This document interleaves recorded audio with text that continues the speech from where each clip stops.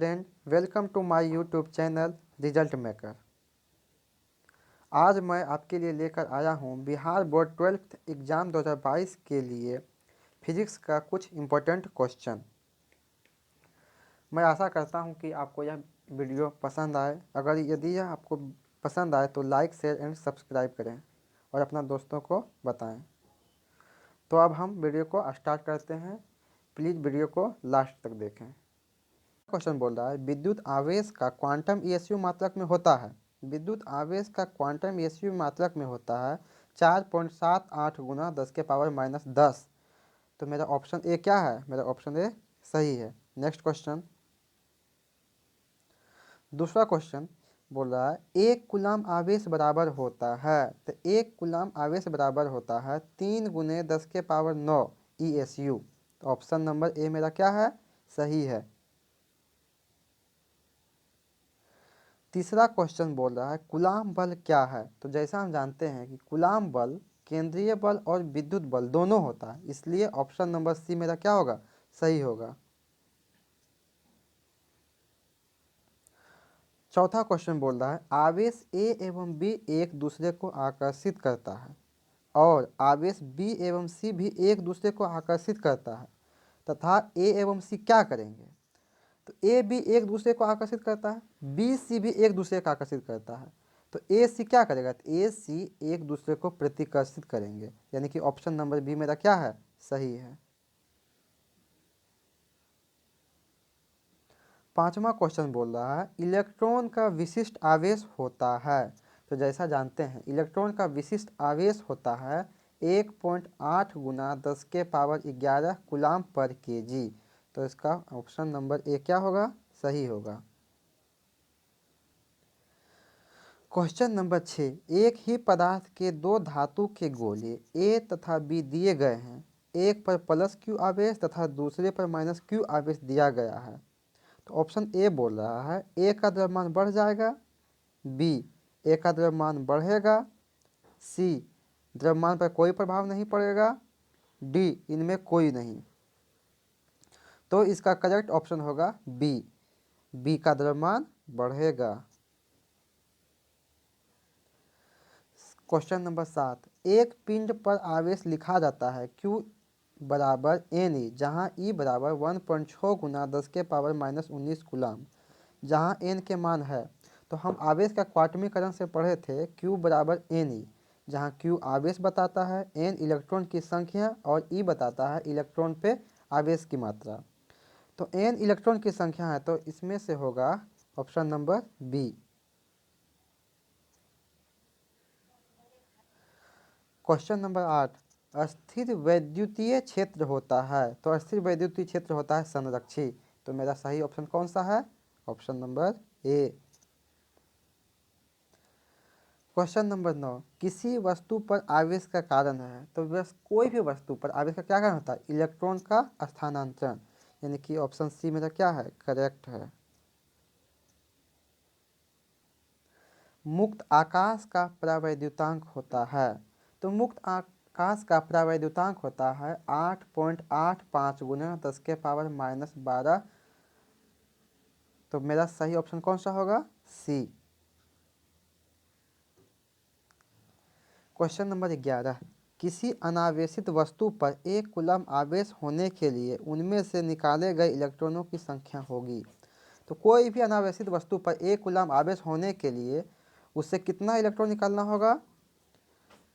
तो उससे इलेक्ट्रॉन निकालना होगा 6.25 गुना 10⁻18। तो ऑप्शन नंबर ए मेरा क्या होगा? सही है। किसी वस्तु पर आवेश की न्यूनतम मात्रा कम नहीं हो सकती। कोई भी वस्तु पर आवेश की मात्रा कितने से कम नहीं हो सकती? तो 1.6 गुना 10⁻⁻19 कूलाम से कम नहीं हो सकता है। तो इसका करेक्ट ऑप्शन क्या है? ए है। क्वेश्चन नंबर 13 में क्या बोल रहा है? एक स्टेट कूलाम बराबर होता है, यानी कि एक स्टेट कूलाम में कितना कूलाम होता है? तो एक स्टेट कूलाम में होता है 1/3 गुना 10⁻⁻9। तो मेरा डी ऑप्शन क्या है? सही है। क्वेश्चन नंबर 14, राशि 1/4 पाई एप्सिलॉन नॉट का मान होता है। तो 1/4 पाई एप्सिलॉन नॉट का कितना मान होता है? 9 गुना 10 के पावर 9 न्यूटन मीटर स्क्वायर पर कूलम स्क्वायर, यानी कि ऑप्शन नंबर ए मेरा क्या है, सही है। नेक्स्ट क्वेश्चन मेरा क्या बोल रहा है, यदि दो आवेशों की मूल बिंदु से दूरी बढ़ा दी जाए तो आवेशों के बीच विद्युत बल का मान क्या होगा। यानी कि दो आवेश है उसके बीच की दूरी को हम बढ़ा देते हैं तो आवेश के बीच में जो विद्युत बल कार्य कर रहा है उस पर क्या प्रभाव पड़ेगा। तो इसका सही ऑप्शन होगा बढ़ भी सकता है या घट भी सकता है, यानी कि ऑप्शन नंबर डी। तो नेक्स्ट क्वेश्चन 16 क्या बोल रहा है, यदि किसी दूरी पर अवस्थित दो आवेशित कण के बीच विद्युत बल F है, यदि उनके बीच की दूरी आधी कर दी जाए तो विद्युत बल का मान क्या होगा। तो क्वेश्चन बोल रहा है यानी कि दो आवेशित कण है और उसके बीच के विद्युत बल कितना है, F है। अगर दूरी को आधा कर देंगे तो उसके बीच जो विद्युत बल लग रहा है वह 4 गुना हो जाएगा, यानी कि 4F हो जाएगा। तो इसका सही आंसर क्या होगा, ए। तो क्वेश्चन नंबर 18 बोल रहा है जब किसी वस्तु को आवेशित किया जाता है तो उसका द्रव्यमान क्या होता है, यानी कि उसका द्रव्यमान पर क्या प्रभाव पड़ता है। तो उसका द्रव्यमान बढ़ भी सकता है या तो घट भी सकता है, इसीलिए मेरा ऑप्शन नंबर डी क्या है, सही है।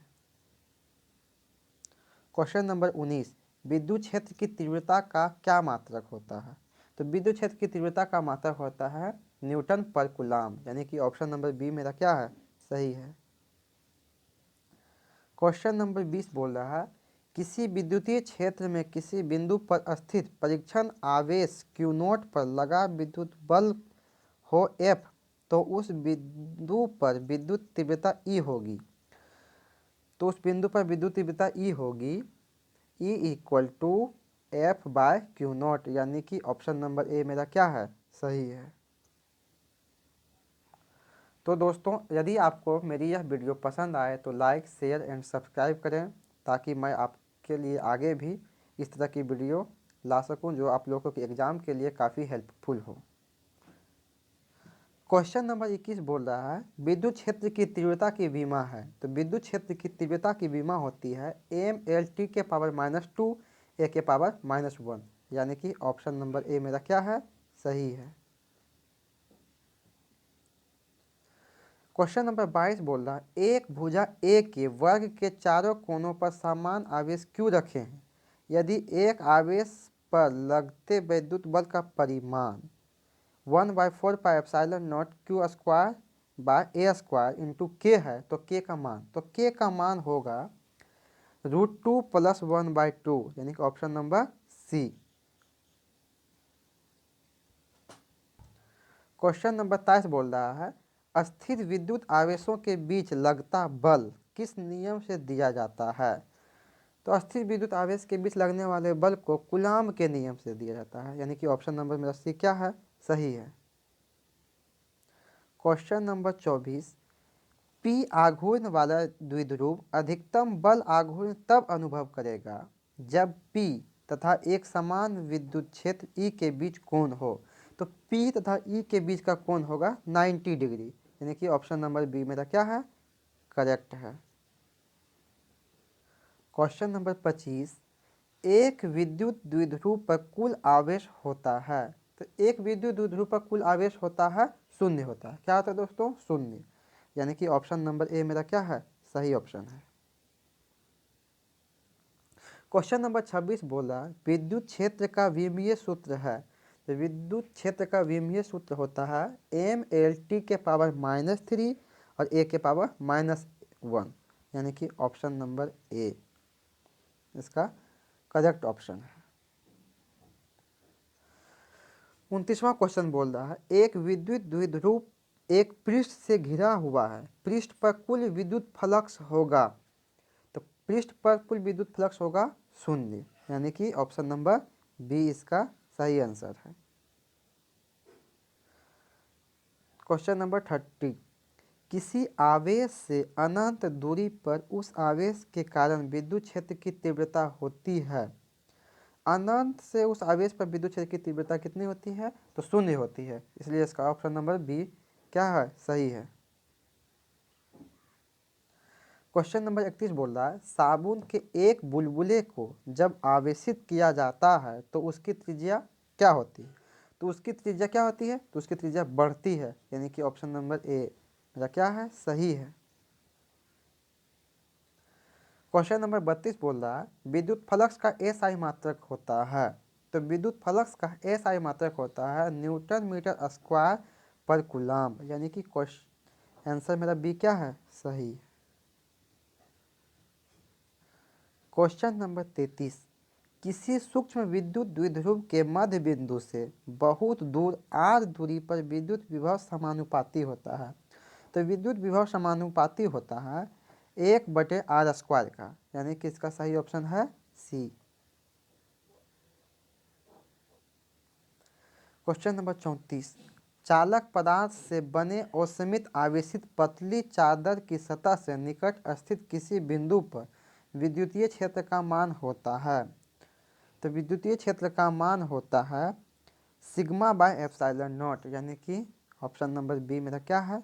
करेक्ट है। क्वेश्चन नंबर 35 बोल रहा है किसी आवेशित अनंत लंबे चालक बेलन के नज़दीक किसी बिंदु पर विद्युत तीव्रता ई का मान होता है। तो विद्युत तीव्रता ई का मान होता है λ/2πε0 r, यानी कि ऑप्शन नंबर बी मेरा क्या है? करेक्ट ऑप्शन है। क्वेश्चन नंबर 36 आवेश के पृष्ठ घनत्व का मात्रक होता है। तो आवेश के पृष्ठ घनत्व का मात्रक होता है कूलाम/मीटर², यानी कि option number A. Question number 37 विद्युत क्षेत्र में किसी द्विध्रुव को घुमाने में किया गया कार्य होता है। तो विद्युत क्षेत्र में किसी द्विध्रुव को घुमाने में किया गया कार्य का फॉर्मूला होता है W = me × 1 - cos θ, यानी कि option number A.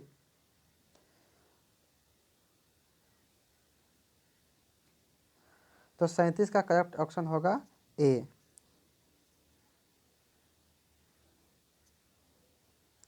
Question number 38 किसी अचालक पदार्थ के गोले को आवेश देने पर वह होता है। तो ऑप्शन नंबर ए में बोला सतह पर वितरित होता है, बी बोला सतह के अलावा अंदर भी वितरित होता है, ऑप्शन नंबर सी बोला केवल भीतर वितरित होता है।